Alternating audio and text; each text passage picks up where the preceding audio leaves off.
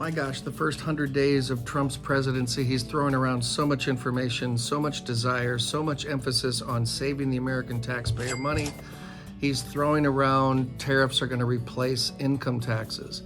Now, if you follow the strategy that we employ, one of the things we talk about is the benefit of using the tax code's treatment on life insurance distributions through loans as being tax exempt, and therefore the net effect after the federal tax, the state tax, the local tax, tax on Social Security would be potentially minimized, if not eliminated. So how do we, as financial professionals in this time slot, with where we are right now, with so much banter coming out of Washington that we're going to fix everything, to helping our clients just juggle this myriad of information and make the right decision?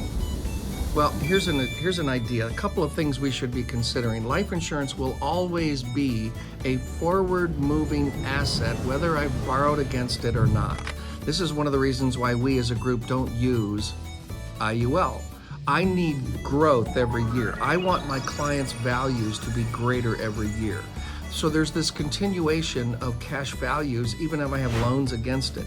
Yes, there's loan interest on what I have borrowed, but depending upon what I've used with the proceeds, maybe there might be some tax advantages in that regard. The death benefit, the increasing cash value, the never interrupted compounding effect of the growth inside of a life insurance policy will always be in effect whether or not taxes are somehow changed. So keep this in mind when we talk to clients. You know they're hearing the same information as we are as professionals.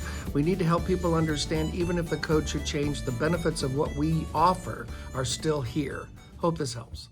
If you want to learn more about how wealth works, be sure to subscribe to our YouTube channel and like our Facebook page, Tom Love, How Wealth Really Works.